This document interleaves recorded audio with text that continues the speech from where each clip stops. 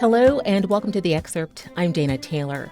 As wildfires continue to rage across Los Angeles, the urgency of the housing crisis is front and center for Angelinos. With thousands of homes gone, the various issues that have plagued the real estate industry for decades now are just that much more urgent. Where will people live and at what cost? Here to help us dig into all of it now, we're joined by Peter Dreier, an urban and environmental policy professor at Occidental College.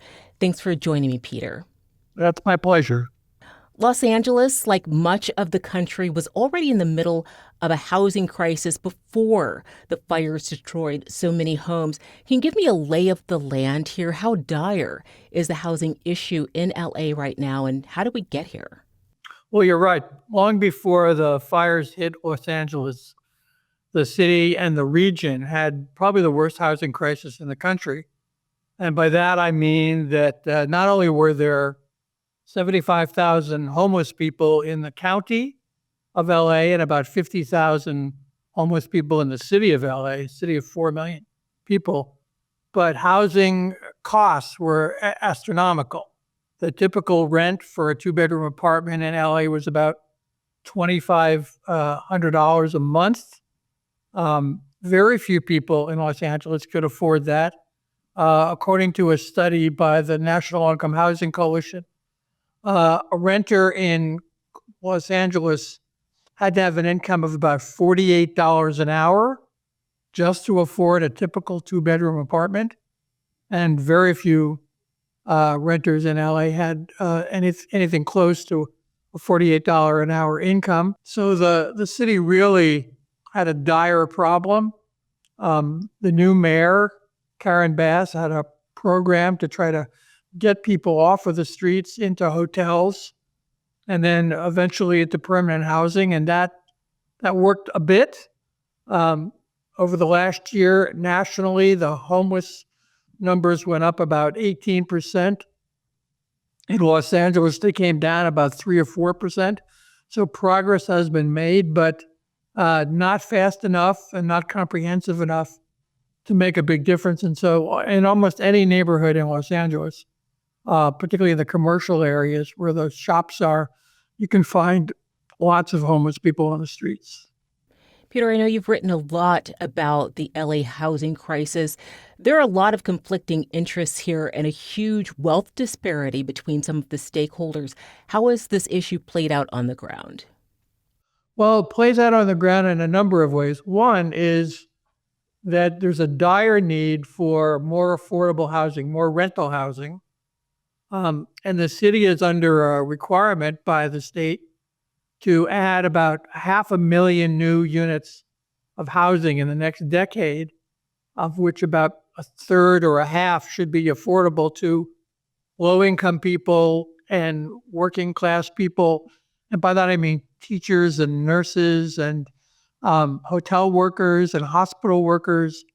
And the problem is that in the middle-class homeowner neighborhoods, there's a real NIMBY problem, a not in my backyard problem, which means they don't want rental housing. They don't want working class people in their neighborhoods. The Pacific Palisades, which is one of the areas that was hit the hardest by the fires, the typical house is worth about $2 million. And so, they and many other neighborhoods, when a developer would propose to build a 2-story or a 4-story or 6-story apartment building with maybe 20 to 50 units. They had organized to get their city council member to try to stop it. And so there's been a real lag in the number of units that the city needs. The city needs to build at least 50,000 units a year just to keep up with the demand. And over the last decade or so, it's only built an average of about 10,000 units a year. So every year, Los Angeles falls further and further behind, and it's partly because wealthy homeowners and even middle-class homeowners don't want rental housing. Now, I think that's changing a bit now after the fires because a lot of the people who were affected by the fires were middle-class people, although lots of poor and working-class people were affected too. And so we've got now a lot of middle income professionals who can't afford to buy a house. They're going to be renters for a long time. And so they will need more rental housing. And the question is, if we build more rental housing in the city, will it be affordable to the people that need it most? And that's going to require subsidies. That's what the federal government did for much of the 20th century, but has stopped doing for the most part over the last 50 years or so, where there hasn't been a significant increase in the federal budget for housing for almost half a century. You've been involved in urban policy for 30 years. What role do urban planners play in mitigating wildfire risks in high-density areas like LA? Is fire resilience integrated enough here, in your view? And what went wrong from a policy perspective, in your opinion? Well, there's a lot of building in dangerous areas in Los Angeles that are subject to earthquakes, to mudslides, to floods, hurricanes, and now climate change. And there's a phenomenon called the Santa Ana winds, which come every year. They came earlier this year, 70, 80 miles an hour winds that are unpredictable in terms of where they're going to go. And you add to that global warming and the lack of rain. And Los Angeles was a ticking time bomb just waiting to explode in terms of another fire. Nobody would have predicted it would have been as bad as the one that we saw now in the Pacific Palisades and in Altadena, which is in an unincorporated area of about 50,000 people just outside of Los Angeles. We've lost 150,000 people have lost their homes. Not all of them have been destroyed, but their homes are now filled with toxics, with soot, with smoke, with ash.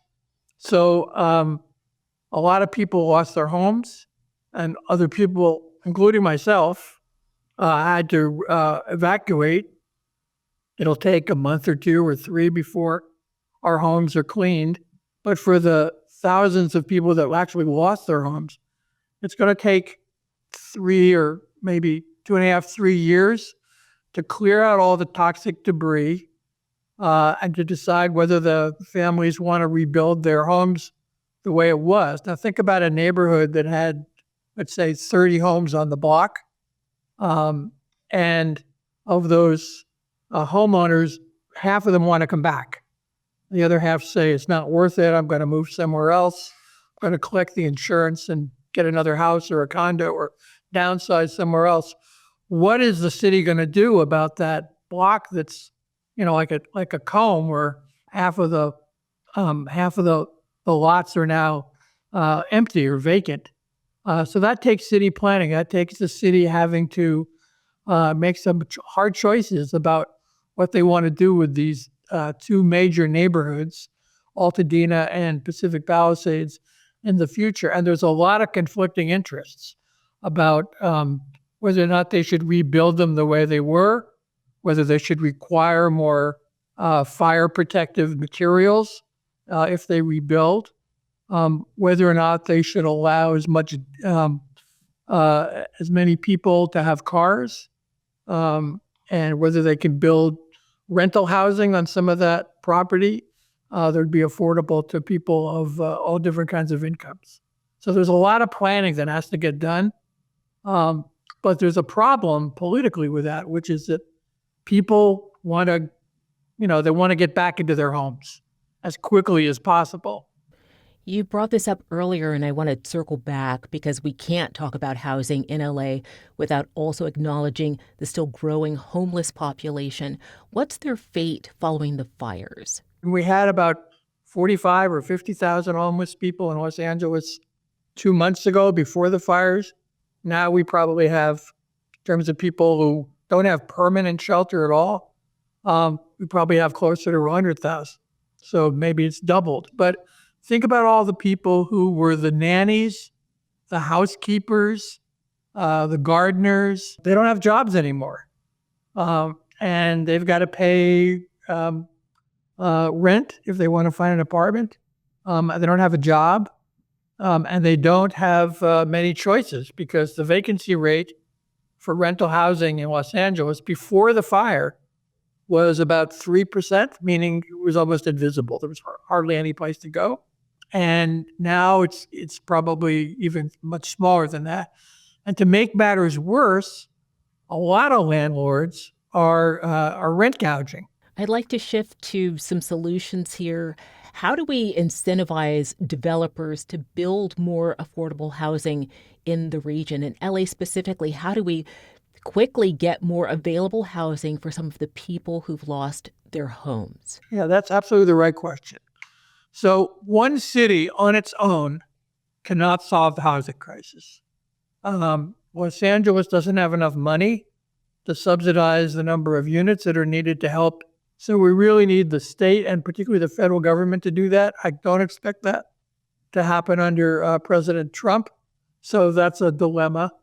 As I said earlier, what the city could do is to redesign some of the neighborhoods so that people that want to move back into those neighborhoods when their homes are burned down can move back, but not necessarily in the exact location where they were before. So that the city could assemble development parcels that are big enough to build apartment buildings of 4 units or 10 units or 50 units, depending on where it is. The city really has to rezone itself so that it can, so that it doesn't prohibit people from building 2 and 3 and 4 unit buildings where there are single family homes now. But ultimately, we have to make a decision as a society whether housing is a human right or it's a privilege for those who can afford it. But there ought to be a portion of the housing stock in LA and every other city that is immune from market forces, from speculators, from Wall Street, from banks, from greedy landlords, and allow people to live in these homes at an affordable rent or an affordable mortgage without the fear that they will be foreclosed on or that they will be evicted if they don't have a job or if their job doesn't keep pace with the rate of inflation. Lots of other countries have done this, so there's no reason why the United States can't do it, except we have to have the political will to make it happen. And finally, as you know, across the country, we've been experiencing a severe housing shortage for years. What do you think is the most important focus area for the people who want to fix this issue? Under Jimmy Carter, the president in the 1970s, there was a co-op bank which lent money to cooperatives, consumer cooperatives, employee cooperatives, and tenant cooperatives. We need that again, except at a much bigger level. So the federal government could both create the ability to circulate more money into the housing market, but under regulations to avoid speculation.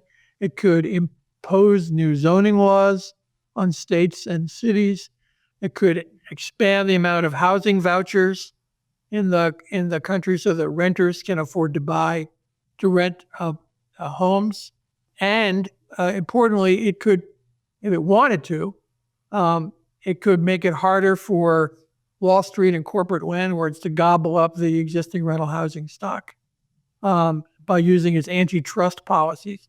I don't expect any of that to happen under Donald Trump, but those are the kinds of solutions that could get us out of this incredible housing mess. We have one of the worst housing crises in the world. We're not a third world country. People don't live in the kind of shacks that most people live in lots of big cities in Asia and in Africa and in parts of Latin America. But we do have almost 1 million people every night living on the streets or living in shelters. That's bigger than some countries. And there's no excuse for a country as wealthy as the United States to have 900,000 or 1 million homeless people on the streets or in shelters every night. It's a violation of all the human rights that we pretend to believe in. And that's true in every city in America. Peter, I know that you and your family have been affected by the fires in LA. I really appreciate you taking time out to join us on the excerpt today. Sure, my pleasure. Thanks for watching. I'm Dana Taylor. I'll see you next time.